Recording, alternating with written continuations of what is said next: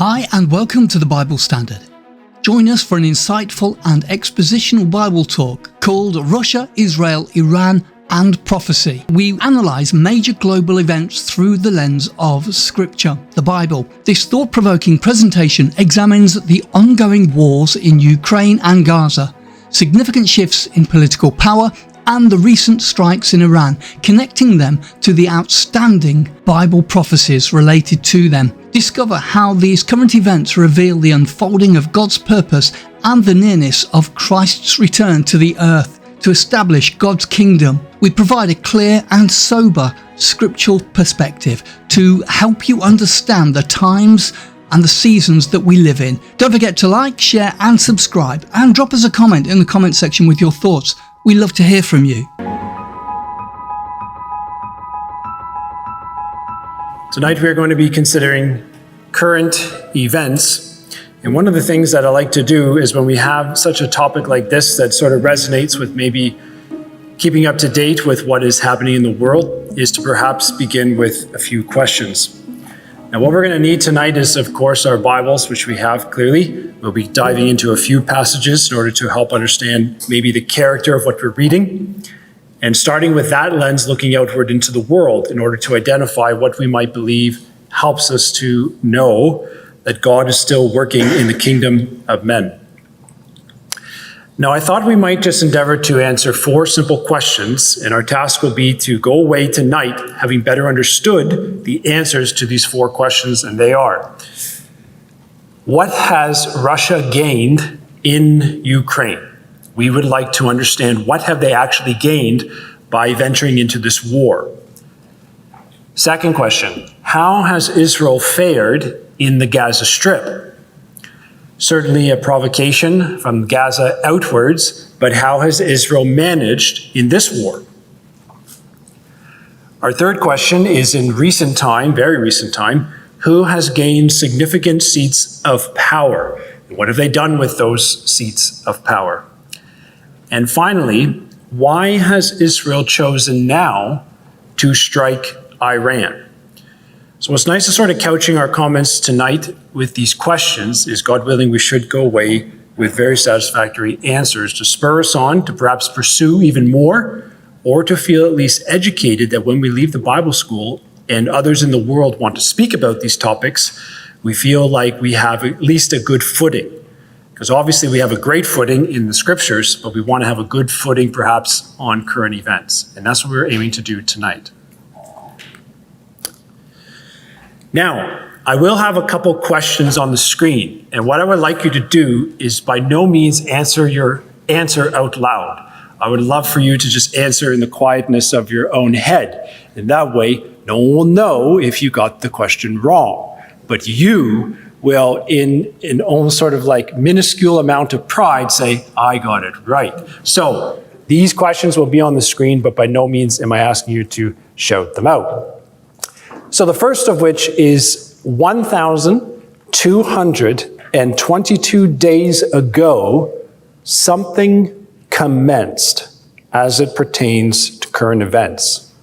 So have a think, what commenced 1,222 days ago from today that commenced as it has to do with current events? Now, the answer is the war in Ukraine began 1,222 days ago. And I'm very happy to report that up at the front, there's a few elbow pumps, like little fist pumps, that some of the young gentlemen had got the answer right, so good for you. Now, we look at 1,222 days, and we think, yeah, but, we're really accustomed to 365 or something to that effect. Really doesn't resonate with the length. In the 20th century, there was a significant event that lasted 1,567 days. And in a second, I'll give you what that event was, but it helps us to sort of identify with how long the war in Ukraine has been going on. So the event in the 20th century that lasted 1,567 days was this: World War I, that took place primarily in Europe. So if you can understand the length of time that World War I took place from reading from the history books, or perhaps from talking to someone who might have been involved in it, that gives us a really good idea of how long the war in Ukraine is going for and continues to go for. That it will be, if it doesn't find a resolution, approaching the length of World War I, as I understand they called it the Great War. Now, we are going to try and identify, well, why has Russia come into Ukraine and what have they gained from this war already, okay? Now, what you see here on the slide, I'm going to click through them at a moderate pace, but you're going to see in the red, Russia making their advances. And I want you to sort of pay special attention to where Russia made their advances and where they were repelled back, but where they found, Russia that is, they could not give up, okay? So on February 24th, they made their advance with rockets and bombs, etc., in their advance into Ukraine. And I'll just sort of toggle through these as they go forward, okay? So 24th of February, 25th of February, 26th of February.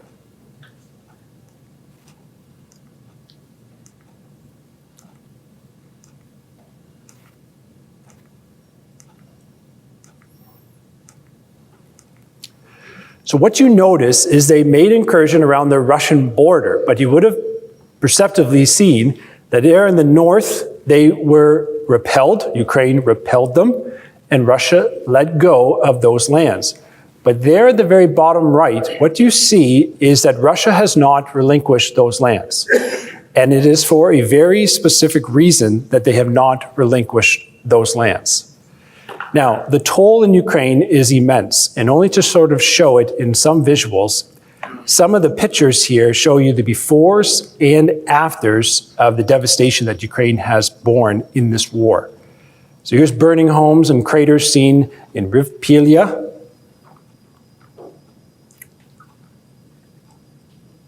Here's missile attack on residential areas like in Irpin.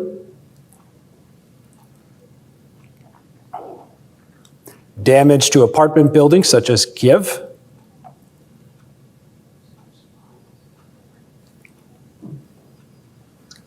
Damage in Svoboda Square in Kharkiv. And missile attacks on council buildings also in Kharkiv. And so you just imagine that one day your city is fine and it is up and it is moving, and then after this war begins, there is devastation all around. Now, from Russia's perspective, though, Russia actually has quite a toll that it is taking on them.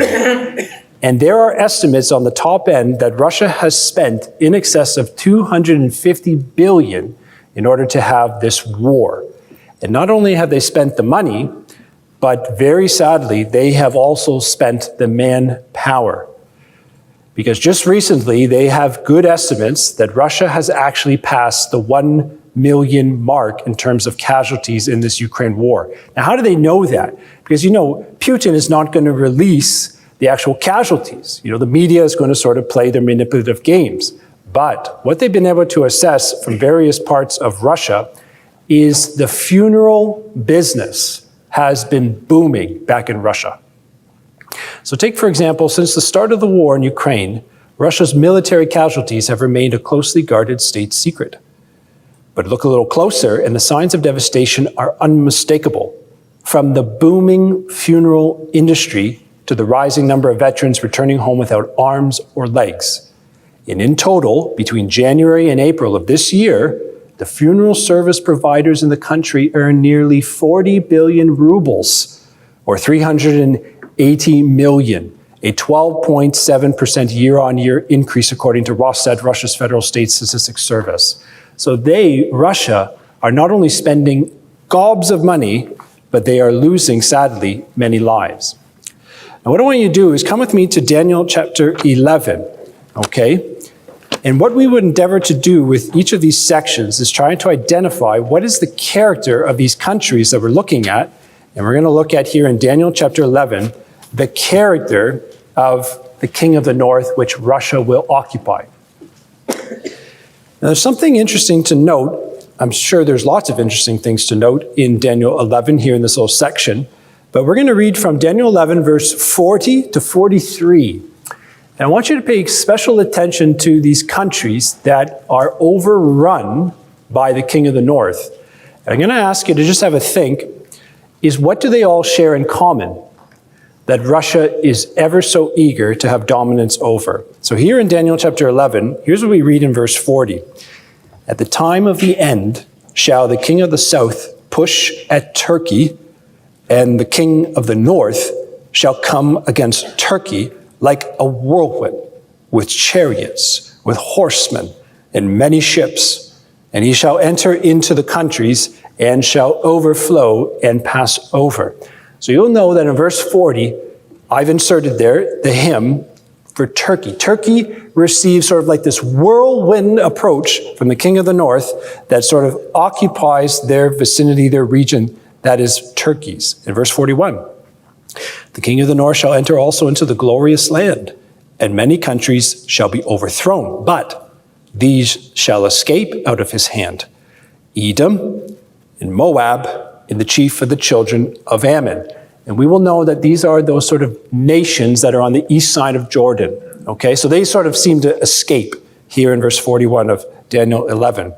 But here's what it says in verse 42 of Daniel 11. That the king of the north shall stretch forth his hand also upon the countries, and the land of Egypt shall not escape. But he shall have power over the treasures of gold and of silver, and over all the precious things of Egypt, and the Libyans and the Ethiopians shall be at his steps. Now I ask you to think about it. What do all of these countries have in common that the king of the north is so eager to occupy? Turkey, Egypt, Libya, Ethiopia. And the answer is they all have borderlands on the sea.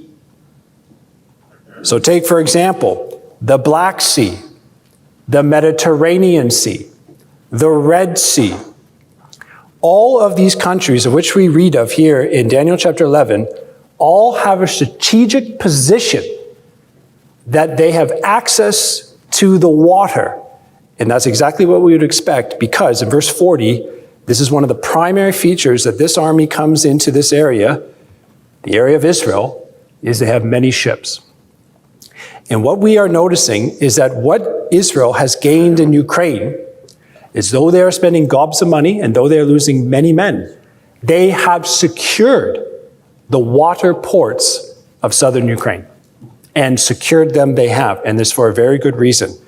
Because though they have secured these ports, they will have an intention to actually get more and more and utilize their fleet of ships as we see the day of Christ approaching. Now, these shipping ways, these ports, are ever so important. They provide such a strategic position in terms of influence and power. In fact, Putin has now received his name, the Pirate of the Black Sea. Now here in the red, these are the controlling ports that Russia has now occupied since its incursion into Ukraine. And you notice there on the left, the blue, that Ukraine has actually been squeezed into these ports. And some of them don't have the sort of technological advancements to move these sort of shipments that they have into the sea. I'm going to play a video for you in a second to sort of show why this is important for Russia to take these ports.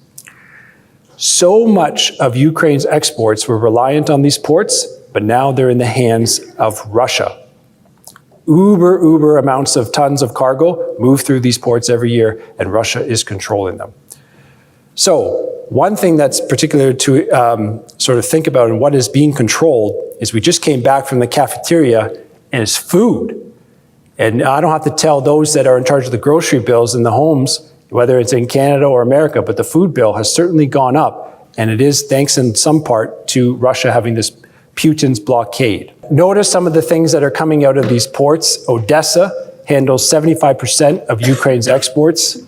The port of Mariupol, which now Russia controls, they were exporting steel, coal, and grain. Russia exporting 76 million tons of wheat a year. They have dominance over that. There in the middle bottom, the Bosphorus, The Bosphorus there in Turkey, 639 million tons of cargo a year. And these trade routes on the water lead to Europe and to the Americas. If you look at just foodstuffs alone, Russia and Ukraine are 30% of the world wheat supply, 20% of the corn supply, and 80% of sunflower oil. So it's often called the breadbasket of Europe, but it's really, really important source of raw materials for both food for people, but also for livestock, which then go on to feed people. So it's a really important region, and it's really important that we find a solution to enable those exports to come out of the ports, whether escorted or not, so that we don't end up with a major food security crisis much further across the world over the coming months. Dr. John Rich. Now, we are definitely in a food security crisis as we are today. And one of the reasons is, you're going to see in this next video, is because of Russia's dominance and controlling these seaports. These ships show port calls at Ukraine's Black Sea ports in the days before Russia invaded the country. Here's how that compares to the days after the fighting broke out, 6 months after the war started under the Black Sea Grain Initiative, and then again this summer after the Black Sea grain deal fell apart. They show how Moscow's economic war against Ukraine is playing out in the Black Sea, causing key Ukrainian exports to plunge, something Russia has benefited from as its exports are reaching record highs. So how has Russia sought to control shipping to and from Ukraine, and what are Kyiv and its allies trying to do to counter that blockade? Before the war, Ukraine's Black Sea ports exported 95% of the country's wheat, corn, and sunflower oil. Ukraine's agricultural products account for 41% of the country's total exports, meaning they are major drivers of Ukraine's economy. Wanting to choke Ukraine off financially, Russia has taken aim at these ports since the invasion began. It's done this in a number of different ways. It's tried to capture some strategic port cities, and it's bombarded others with missiles. It's also destroyed infrastructure used to export grain and moved warships into shipping corridors. Now, there has been a caveat. Last July in Turkey, Moscow, under diplomatic pressure, agreed to a UN-brokered deal known as the Black Sea Grain Initiative. That paved the way for Ukrainian food products, and only food products, to flow from these 3 ports. You can see that port calls picked up, but they never fully recovered to those pre-war levels. And Russia was accused of slowing down shipping by holding up inspections. Then this summer, shipping came to a standstill. So one thing we will want to be looking on is, with this war in Ukraine, will Russia now sort of circumvent the bottom of Ukraine and try and cut off Ukraine entirely? So what has Russia gained in Ukraine? They have gained a very strategic position that we see identified in Daniel chapter 11, that the king of the north will want to have all the access points available to him with Ukraine, with Turkey, with Egypt, with Libya, with the Ethiopians, so that he can fulfill his role as the king of the north. And he's doing it right now. Now, as we move into our second question, 632 days ago, ask yourself, what began in this time, 632 days ago? Now, the answer is Gaza moved out from the Gaza Strip and attacked the nation of Israel from the Gaza Strip 632 days ago. So what we're going to look at now is, how has Israel fared in the Gaza Strip? And how are they doing compared with this war that they are involved in? Now, on October 7th, this was the deadliest history attack on Israel. And this is what they did from the Gaza Strip on October 7th, 2023. Hamas launched the largest ever terrorist attack on Israeli soil. The Palestinian organization, considered a terrorist group by the EU and the US, stormed through the security fence separating Gaza and Israel in the early morning. And what they did is they killed 1,189 people, including 815 civilians. They wounded 7,500, and they took 251 individuals hostage. Now, here is a sort of like a rendering of the Gaza Strip. And what you notice is there is a large gray wall that was constructed around the Gaza Strip. Now, in terms of the scale of this wall, it's 65 kilometers wide, 40 miles, and it is 6 meters high or 20 feet high, and it is several meters deep. And they actually have this wall that was built by Israel to keep the Gaza Strip. But when they actually built this wall, Israel was so confident when they concluded in December of 2021 that it would keep Hamas in, and they'd be able to sort of keep track of all the movements going on at the border. In fact, stretching along the entire boundary between Israel and the Gaza Strip, this wall was $1.1 billion in making, and it was a wall and a fence hailed as the only one of its kind in the world. For Israel, it was a culmination of 3.5 years' work, the latest in a series of fortifications and security measures that isolated Gaza, the 2 million plus Palestinians living in that region. But what happened is on October 7, 2023, in the early morning, there were 6 checkpoints that were breached, and the Gazans moved out and they carried out their attack on Israel. And there what you see in the top right is a loader, and one of the checkpoints that they breached, they use a loader just to break down the barricade. And there in the bottom right, that is actually an Israeli tank that was near the border. They took it over and they burned it. So the coordinated attacks were all filmed with the sun rising in the distance, indicating that they were filmed around 6:40 a.m. when the sun rose on that Saturday. And what we actually see is subsequent, Israel has actually bombarded the Gaza Strip with many rockets and have devastated this Gaza Strip. And some of the before and afters are quite incredible, but it's taken such a toll on those that are living in Gaza in terms of economic and their well-to-do. So August 2022 to November 2023, devastation. Prices in Gaza soaring, the economy is crashing. They used to have lorries or trucks moving in with goods, no more. And the debris produced is so great that it's 17 times the total from all the Israel-Gaza conflicts since 2008. And in 2024, they estimate that there's over 50 million tons of debris. And because it's sort of hard to identify what a ton is, it's 2,000 pounds, but a fully loaded 747 is 500 tons. So that gives you the scale of how many tons of debris have been broken up in the Gaza Strip, okay? Now, what they're hoping for, though, is a ceasefire. And, of course, the President of the United States, he is in the middle of it. And here's what he's just said just recently, June 28th, the hopes for a ceasefire agreement in the coming week. US President Donald Trump says there could be a ceasefire agreement within the next week. Taking questions from reporters on Friday, he said, we're working on Gaza and trying to get it taken care of. Some 50 hostages remain in Gaza, fewer than half believed to still be alive. And they were among 251 hostages taken when Hamas attacked Israel on October 7, 2023, sparking the war. Now, what I want you to do is come with me to Amos chapter 1. Because some of us might be surprised that the word Gaza actually is in the scriptures as it pertains to prophetical events. So Gaza, obviously, we know from lots of the Old Testament, the Philistines working in and amongst Gaza.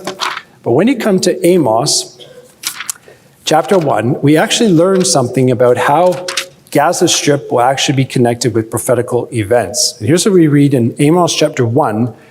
And it's amazing because they built this wall, they trapped in the Gaza Strip, and look what we read here in Amos chapter 1, verse 6 and 7. Certainly a latter-day fulfillment.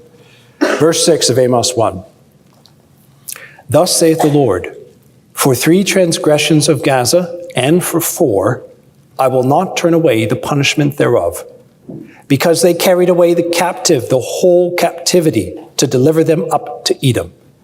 But I will send a fire on the wall of Gaza, which shall devour the palaces thereof.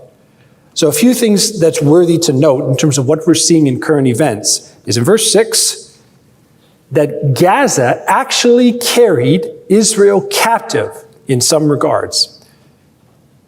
They carried the whole captivity and they wanted to deliver them up to Edom. No mercy. The whole captivity was to be delivered up. And also in verse 7, it says that there was going to be a fire sent on the wall of Gaza, which shall devour the palaces thereof. And you can go online and look at all the pictures of the devastation in Gaza today. So certainly in the time of Amos, in this northern kingdom of Israel, Gaza was going to have a judgment. But I suggest to you that in the latter day we are seeing that this is being reenacted again. And how has Israel fared in the Gaza Strip? They have completely and utterly annihilated the Gaza Strip. But you have to sort of wonder, sort of use a world's expression. When you corner an animal, you have to expect that it's going to try and come out of that corner. So like we're going to be seeing with Russia, we believe, in terms of leading up to Christ, trying to conquer more shipping lanes, with Gaza, it would not be surprising to see that they're going to try and have another push through, and perhaps even more dangerous than the one that they've already laid out in 2023. Now we're going to move into our third section. Who has gained significant seats of power? 161 days ago, a very significant event took place, and an individual took a seat of power. So who was that individual 161 days ago?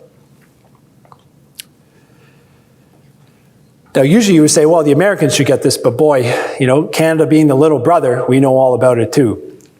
But 161 days ago, Donald Trump was re-elected 161 days ago. Now, brothers and sisters, I'm sure that when you saw these things sort of come up in the news, you think, really, he's running again? I mean, that's got to be sort of like the longest of chances. Well, others took notice too. And in fact, with what happened with Donald Trump being reelected, there was only one other individual who followed the very same pattern. There were other presidents that did sort of initiatives, but not the same pattern. Donald Trump's decision to seek the White House again in 2024 put him among a small group of ex-presidents who have subsequently run for elective office. But Grover Cleveland is the only former president who has ever come back after being defeated for re-election to win a second non-consecutive term. Cleveland, he won in 1884, lost in 1888, renominated in 1892, and decisively beat Benjamin Harrison, the man he had lost to 4 years earlier. I mean, you can almost just insert our years and you can insert Donald Trump's opponents. Now, they called it an incredible comeback. And such an incredible comeback was, they called it the most dramatic comeback in US political history. Now, I don't know if that's superlative or hyperbole, but certainly it was something worth noting. And when he lost in 2020, Donald Trump, it was sort of like a wipeout from the Electoral College perspective. 270 to win, Joe Biden got 306, left Donald Trump in behind. But in 2024, how Donald Trump pulled off the greatest comeback in political history. Now, what I want you to do is come with me to Daniel chapter 2, because Donald Trump clearly has re-established himself in a very powerful seat. But when you come to Daniel chapter 2, there's perhaps some connections to what Daniel was going through at the time of Nebuchadnezzar to what we perhaps see today. And it gives us an idea of how we should behave ourselves when we see these things in terms of not losing heart or having a good focus on the kingdom of God, not the kingdom of men. Here's what it says in Daniel chapter 2. Now note the context of Daniel 2. Verse 18. That Daniel and his fellows would not perish with the rest of the wise men of Babylon. Now what had happened in Daniel 2? Nebuchadnezzar had a dream. He wakes up. I want the wise men. No one's got the answer. You're all dead. And you just see with Nebuchadnezzar that he was a man of incredibly dangerous spontaneity. I think it, I make the decision. That was Nebuchadnezzar for much of his reign. So is that not very similar to perhaps what we might see today? I think it, and I make a decision. So might we then take the Daniel approach when we are faced with such things, whether in the workplace or whether we see on the news? Because in verse 19 of Daniel chapter 2, then was the secret revealed unto Daniel in a night vision, Then Daniel blessed the God of heaven. And notice these 3 times in Daniel 2, verse 20 to 23, the word wisdom comes up. Daniel answered and said, verse 20, blessed be the name of God forever and ever, for wisdom and might are his. He changeth the times and the seasons. He removeth kings and setteth up kings. He giveth wisdom unto the wise, knowledge to them that know understanding. He revealeth the deep and secret things, and he knoweth what is in the darkness, and the light dwelleth with him. And finally, verse 23 of Daniel 2, I thank thee and praise thee, O thou God of my fathers, who has given me wisdom and might, and hast made known unto me now what we desired of thee. For thou hast now made known unto us the king's matter. And so in verse 20 and verse 21 and verse 23, you have this wisdom. Daniel is not swept away with the spontaneity of this ruling man. He is like a ship which is anchored, and he is calm. You know, it's interesting because I remember hearing this expression not too long ago, but there's a difference between knowledge and wisdom, okay? And I did not come up with this expression, but you're welcome to sort of look up where it came from. Miles Kingdon, a British journalist, but here's what he said about knowledge and wisdom. Knowledge is knowing a tomato is a fruit, but wisdom is not putting it in a fruit salad. You see, brothers and sisters, we have both knowledge and we have wisdom, but we have to blend them together. We have to use them where they are appropriate. And though we see certain men take certain seats of power and they impact our lives, we are not in the midst of a storm. Because what happens to any ship that finds itself in the midst of a storm is any harbor will do. But we don't want any harbor. We want the city of comfort. So may that not be like us, maybe like Daniel, who when faced with individuals who had seats of power, who were men just like Nebuchadnezzar, that we are actually applying our wisdom. Okay, 108 days ago, something took place. And for maybe half the audience, I wouldn't be offended, probably a little bit shocked if you couldn't remember what took place 108 days ago. 108 days ago, Canada received a new prime minister, okay? Now, bonus points if you actually know who this gentleman's name is before I put it on the screen. But 108 days ago, Canada actually received a new prime minister. Now, I couldn't believe when I heard this on the radio. They actually used this word. You know, the radio doesn't really use this word very often. And the word that they used was a miracle. And for those of us in Canada, you sort of sat back, you observed what was happening in the political arena, and you thought, oh, wow, I would not have used the word miracle. I mean, God directs the leaders in power, but boy, it certainly seemed like one. Now, this gentleman's name, Mark Carney, he certainly must have pulled off a political miracle. It was an election like no other. The NDP was wiped out on Monday night, its leader Jagmeet Singh immediately announcing his resignation.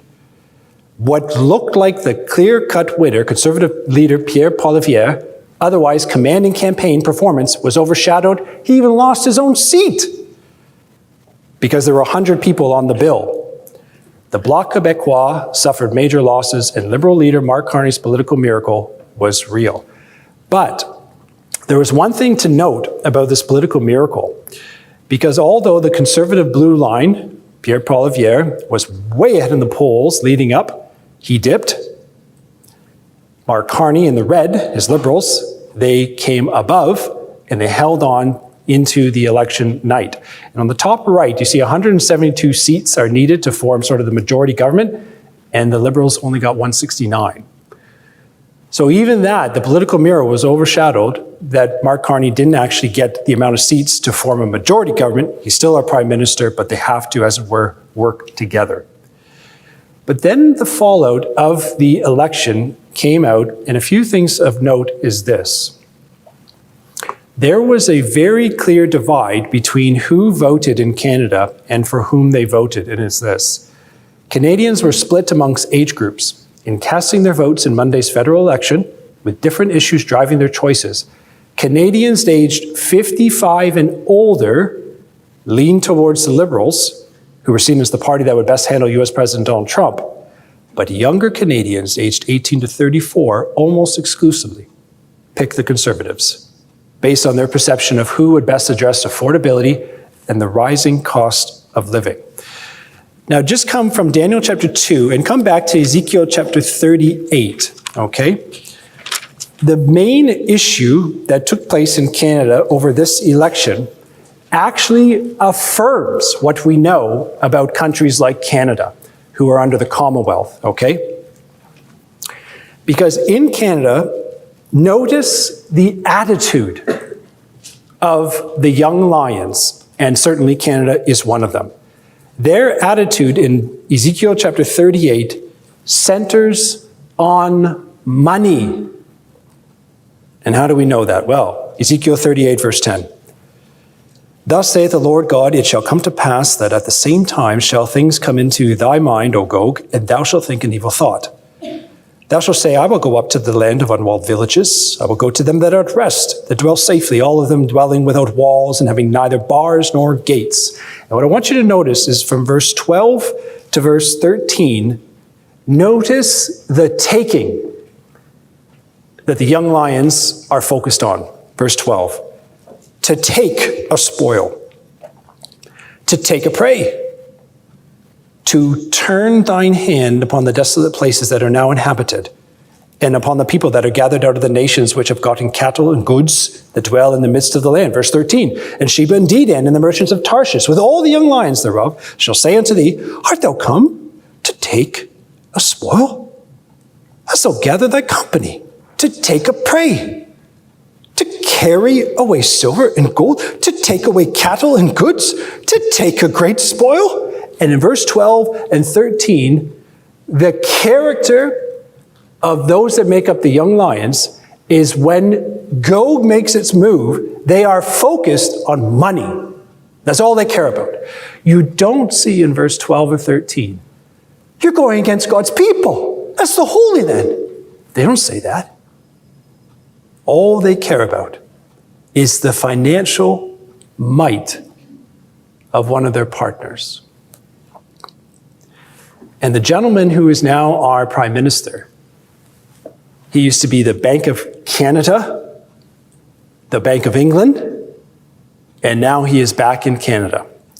And so the character traits of which we see of the young lions, Canada being one, is that the focus on the financial consequences of Ezekiel 38 will be front and center for Canada.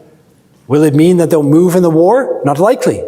But boy, they'll be so miffed that the money is draining into the bank account of Gog.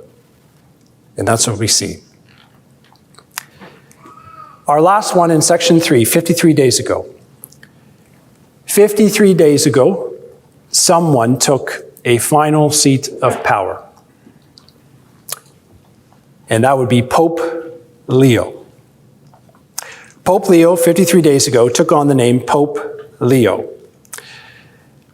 Now, here is a bonus level question. So for those keeners, and you've got all the questions right so far, you think, oh, he can't stump me. I'm going to ask you this question. I'm going to put on a picture on the screen, and you try and think what 267 has to do with the picture, okay? 267, and you try and have a think, 267. So there's no days there. So there's a hint. That is in the Vatican City, but 267. The answer is Pope Leo is the 267th Pope. Okay, so for those keeners, I'm not seeing a lot of fist bumps, but it could be sort of like hidden in the mind. But Pope Leo is the 267th Pope, that he is now occupying this position of power. Now, all eyes had to turn on to the conclave, which is a secret meeting. And here is how a pope is chosen, okay?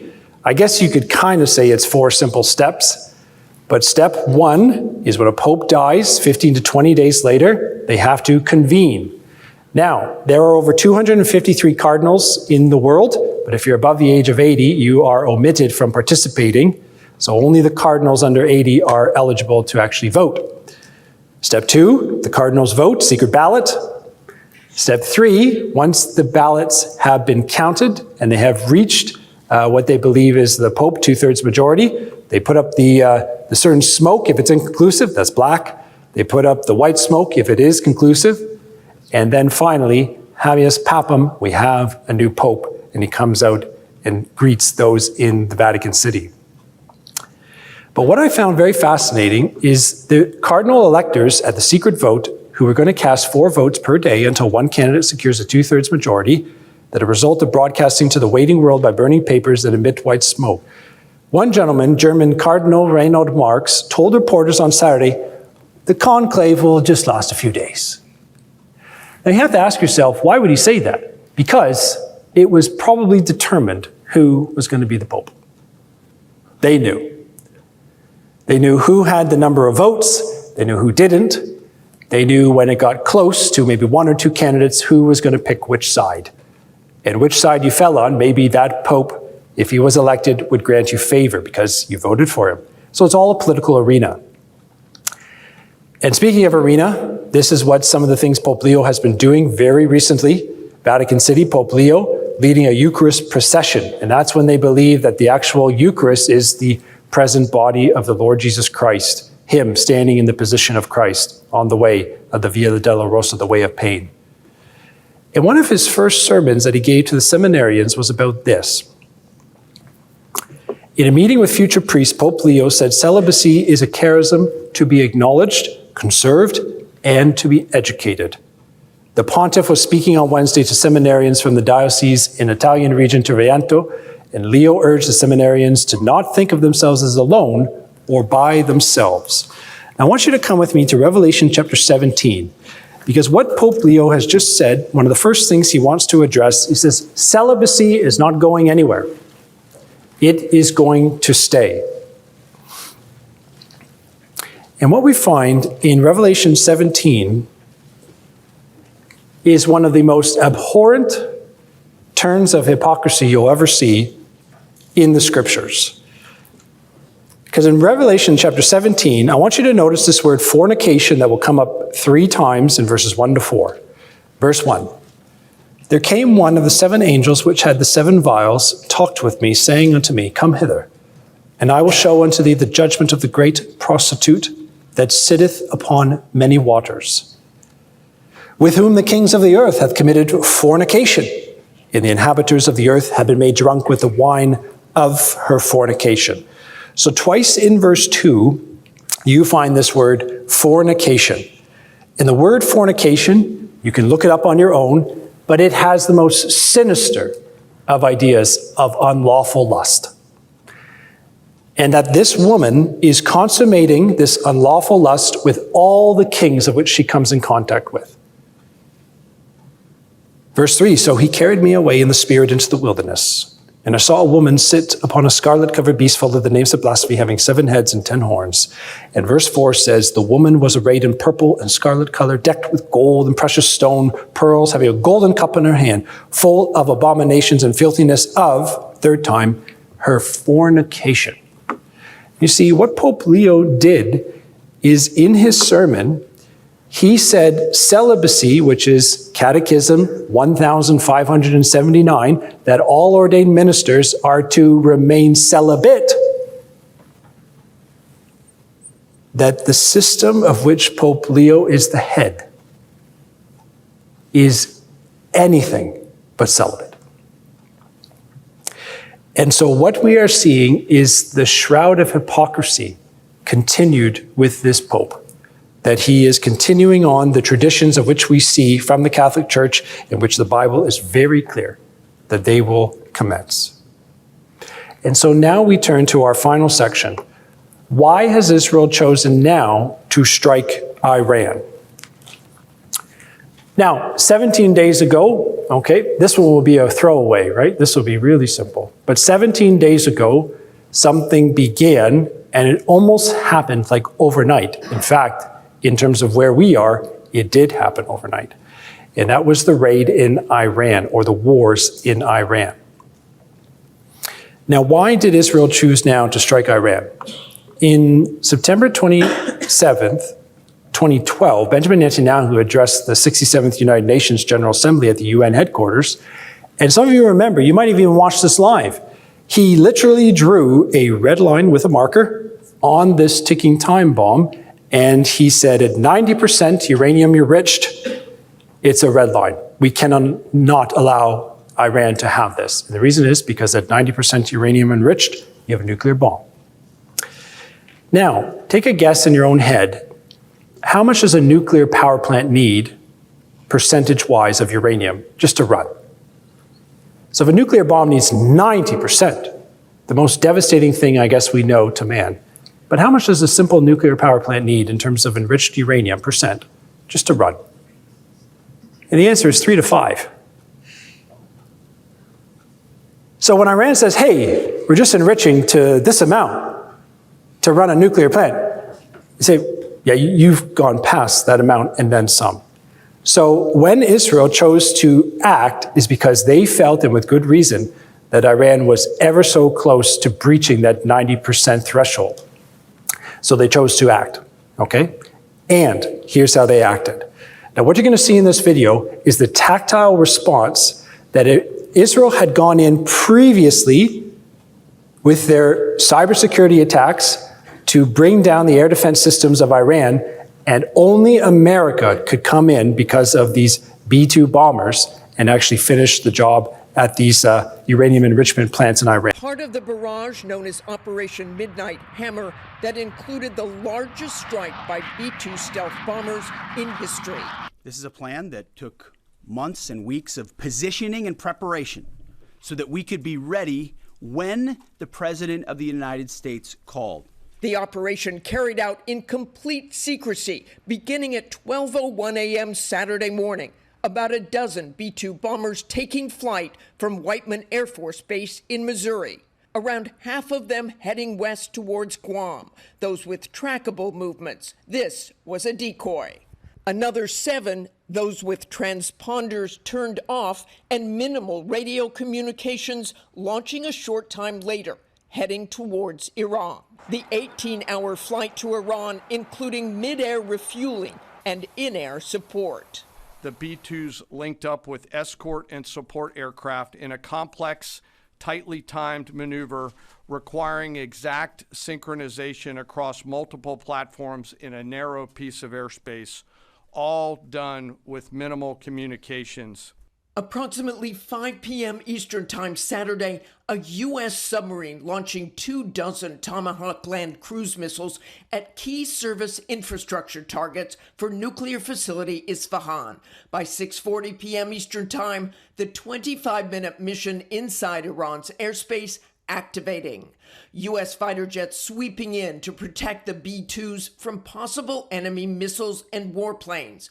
The B-2s dropping 30,000-pound massive ordnance penetrator weapons, also known as MOPs, or bunker busters, onto Iran's most complex nuclear enrichment facility, Fordo. Experts say it's carved at least 300 feet below the surface of a stone mountain and reinforced with concrete. The first time ever those bombs used in a strike. The remaining bombers then hit their targets as well, with a total of 14 MOPs dropped against 2 nuclear target areas.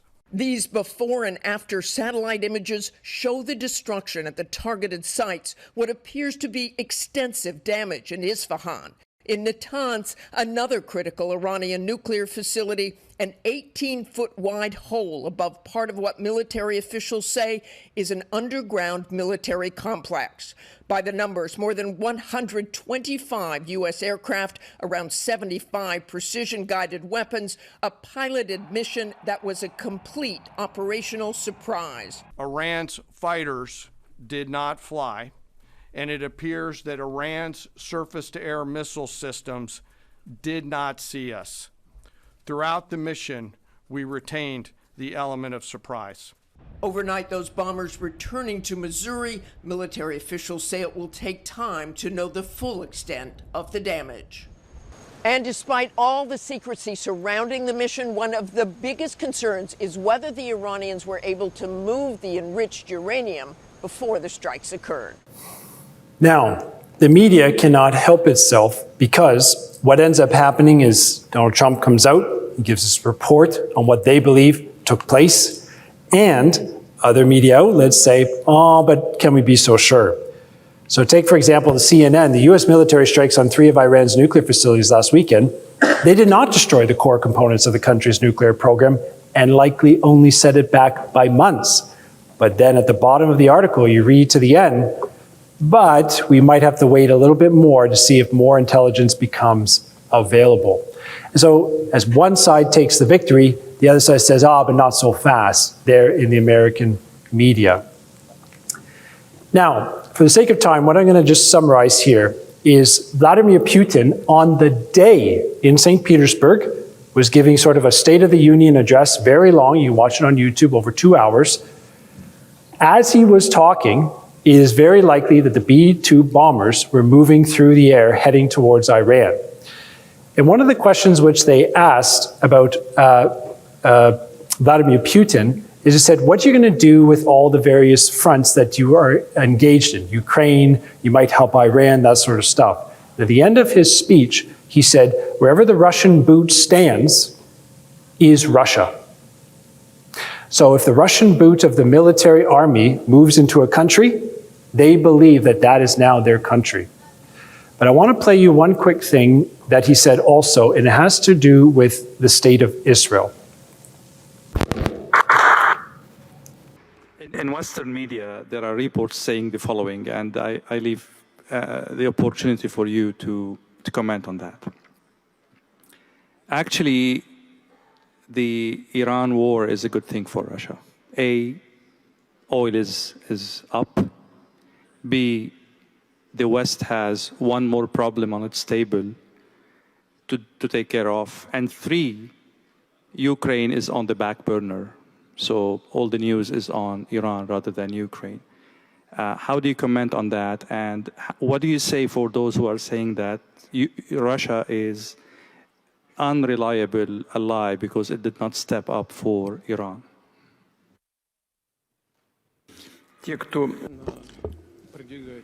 Those who promote such narrative about Russia not being a reliable ally are provocateurs. They provoke the situation, and this won't help them.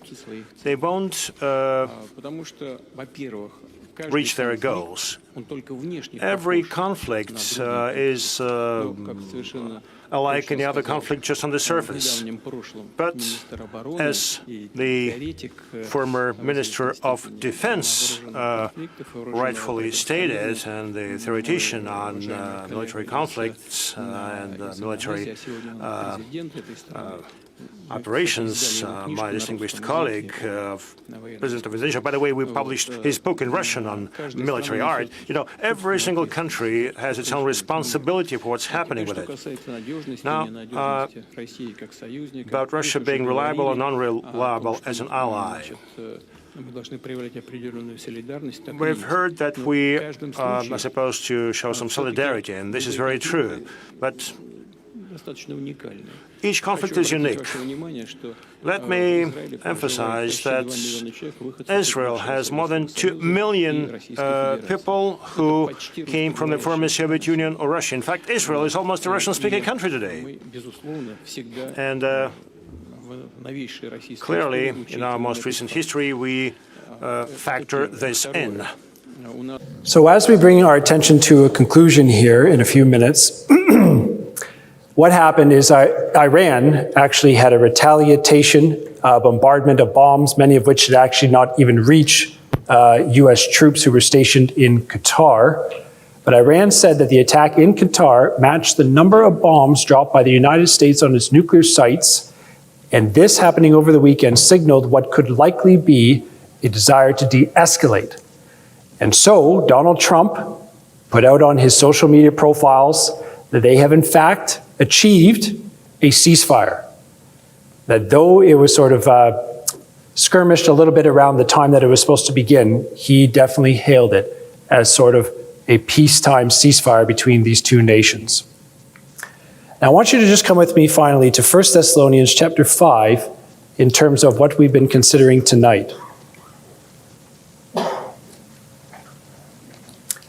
What has Russia gained in Ukraine? How has Israel fared in the Gaza Strip? Who has gained significant seats of power? And why has Israel chosen now to strike Iran? Donald Trump, one of the things that he endeavors the most, and by his own words, is he wants to win the Nobel Peace Prize, which ironically was developed by an individual, Nobel, who actually has to do with the early knowledge of how to create an atom bomb. But that's another topic. But Donald Trump is endeavoring to stable his legacy with the Nobel Peace Prize. And that's exactly what we are to expect when Christ does return, that there will be a time of peace, because everyone will be hailing it as a time of peace. And here's what we read in 1 Thessalonians chapter 5, verse 1. Of the times and seasons, brethren, ye have no need that I write unto you. For yourselves know perfectly that the day of the Lord so cometh as a thief in the night.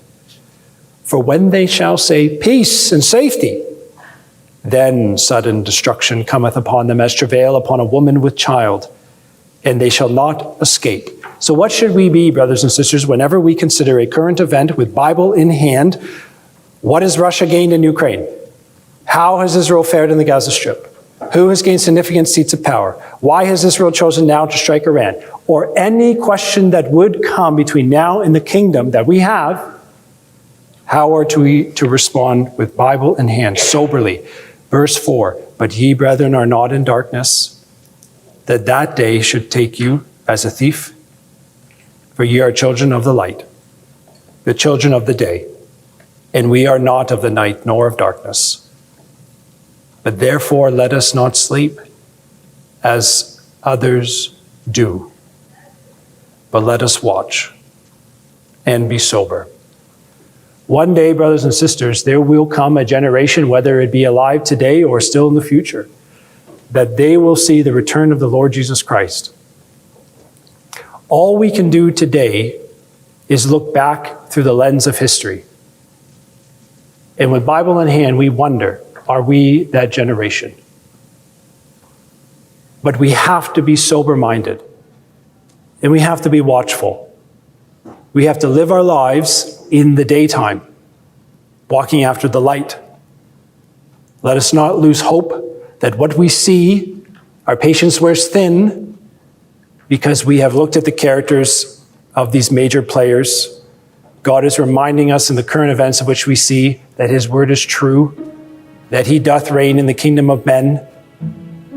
And though there might be 1,000 more current events to come, we will not be like those that sleep, but those that are awake. Don't forget to hit that like button. It really helps the channel grow.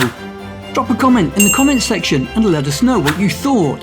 And make sure you subscribe and turn on notifications so you never miss a new upload. Please share it and spread the word. Thanks for watching, and remember to come back soon.